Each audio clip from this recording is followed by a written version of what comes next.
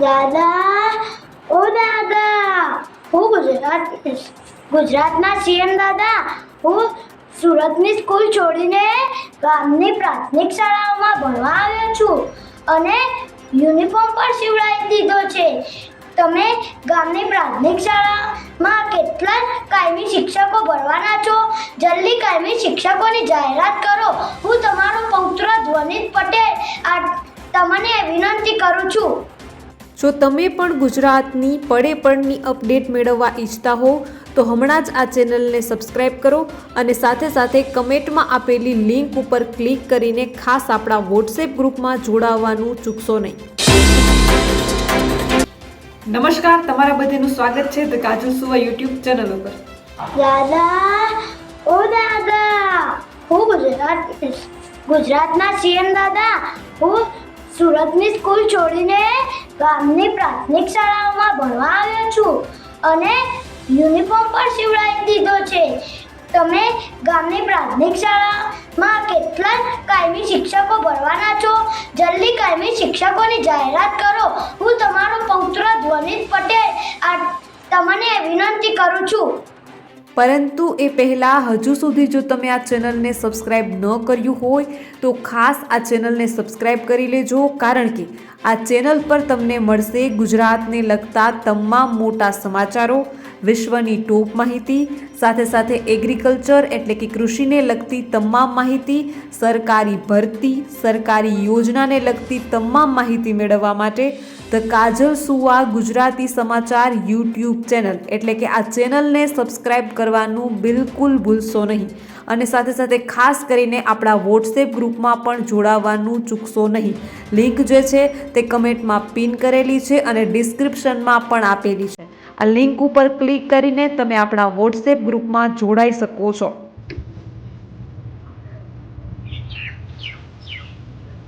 નમસ્કાર, હું tractor pass ઉમેદવાર તેજસ મજીઠિયા.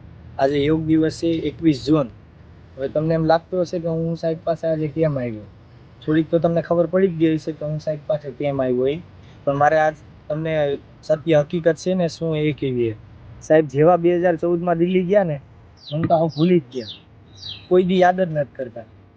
એને પત્ર મેં કેટલા બધા લખ્યા ને મેં શિક્ષકની ભરતી માટે, કોઈ દી મારા પત્રનો જવાબ જ નથી. એને મળવા માટે અમે ઘણી કોશિશ કરી પણ અમને અહીં ગુજરાતના સીએમને નથી મળવા દેતા, તો સાહેબના દિલ્હી સુધીના કોન્ટેક્ટ છે તો સાહેબને તો નહીં જ મળવા દે. એટલે આ સાહેબની તસવીર પાસે આવીને હું ઊભો રહી ગયો. એટલે સાહેબ જેવા 2014માં દિલ્હી ગયા ને એ પછી એને વર્ષ દિવસમાં બધા નીતિ નિયમ ઘડીને નક્કી કર્યું કે આપણે 2015થી દર 21 જૂન 2015થી આપણે યોગ દિવસની ઉજવણી કરીશું. આજે 10મો યોગ દિવસ પણ એ ઉજવી રહ્યા છે. પણ સત્ય હકીકત આ જાહેર જનતાને મારે એટલી કેવી છે, સાહેબ ભલે યોગા કરતા જોઉં આમ જોઉં આંખો બંધ કરીને બેઠી ગયા ને મારા સામું જોશ હાવ મને ભૂલી જ ગયા. મેં સાહેબને ઘણી ટ્રાય કરી સમજાવવાની પણ સાહેબ મારી વાત જ ન સાંભળતા. છેલ્લે 2012માં ખેલ સહાયક એટલે કે જે પીટી ટીચર આવે ને એની સરકારી શાળાઓમાં ભરતી કરી હતી. 2012થી લઈને 2024 આજે 12-13 વર્ષનો ગાળો થઈ ગયો, તેમ છતાં પણ હજી સુધી સરકારી શાળાઓમાં પીટી શિક્ષકની ભરતી જ નથી કરી. તો મારે પીએમ સાહેબને બે હાથ જોડીને નમ્ર વિનંતી છે કે માત્ર ને માત્ર તમે યોગ દિવસ ઉજવો છો, ખૂબ સારી વાત કહેવાય છે, પરંતુ સરકારી શાળાઓમાં જે બાળકો ભણતા હશે એને યોગ કોણ શીખવાડશે, એને કસરત કોણ કરાવશે, એને બધી વસ્તુ દાવ છે, બેઠક દાવ છે, ઊભા દાવ છે, સૂર્ય નમસ્કાર છે, આ બધા દાવ કોણ શીખવશે? કોઈ જ નહીં. માત્ર ને માત્ર બેનરો ઉપર આપણે યોગ દિવસની ઉજવણી કરીશું તો એ તો સારું જ નથી થવાનું ને. બાળકોનો સર્વાંગી વિકાસ થવો જોઈએ. આપણે સર્વાંગી વિકાસનું એક પુસ્તક તો આપણે સરકારી શાળાઓમાં 6 થી 8ની અંદર આપી દીધું, પરંતુ એને કોણ ભણાવશે? તો એના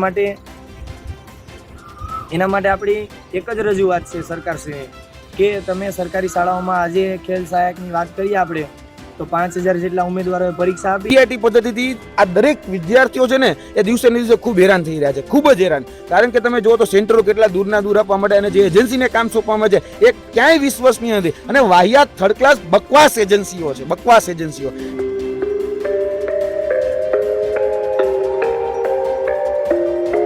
હવે હસમુખ પટેલ સાહેબનો કાલે એક ઓડિયો વાયરલ થયો, તો એ લોકો અમારું સાંભળવા તૈયાર નથી. તો હું તો અહીંથી તમારા માધ્યમથી સીધું ભાજપ સરકારને જ નિશાનો સાધું છું, તમારી સરકાર છે, તમે કેમ આવી રીતના નથી કરી શકતા. તો અમે યુવા ધન છીએ, બરોબર, વિદ્યાર્થી તરીકે અમે બીજી વાર તમને વોટ આપતા વિચાર કરીશું. તમે અમારા ભવિષ્ય સાથે છેડછાડ કરી રહ્યા છો, તો અમે પણ તમારી જોડે ભવિષ્યમાં આવો છેડછાડ કરી શકીશું. તો ટ્રાન્સલેશનના કારણે ઘણી વખત કેવું થતું છે, અર્થનો અનર્થ થઈ જતો હોય છે, શબ્દભેદ ઘણી બધી વખત રહી જતો હોય છે. તો તેને કારણે પણ ભૂલો આવેલી છે. કોઈ પણ રીતે ગેરરીતિ ન થાય, ભ્રષ્ટાચાર ન થાય, કૌભાંડ ન થાય, એના માટેના જે પણ તમારે એક્શન લેવા પડે ને એક્શન લો. પરંતુ આ પદ્ધતિ અમને ગ્રાહ્ય નથી. આ દરેક વિદ્યાર્થીઓ સાથે મેં ચર્ચા વિચારણા કરી છે અને દરેક વિદ્યાર્થીઓ વતી હું સરકાર પાસે માંગણી કરું છું કે આ સીબીઆઈટી પદ્ધતિ તો નીકળવી જ જોઈએ. ઘણા પ્રશ્ન એવા છે કે ખબર નહીં ક્યાંથી કાઢ્યા છે. જીસીઆરટી, એનસીઆરટી, ફોરેસ્ટ્રી વિભાગની સાઈડ, જે તે રાજ્યનું પૂછ્યું એ રાજ્યના ફોરેસ્ટની સાઈડ ફોર્મ ફોડીએ તો એના જવાબ તો મળતા જ નથી. અને તોય એમ જ કહેવામાં આવે છે કે ભાઈ ઓથેન્ટિક પ્રૂફ લાવો.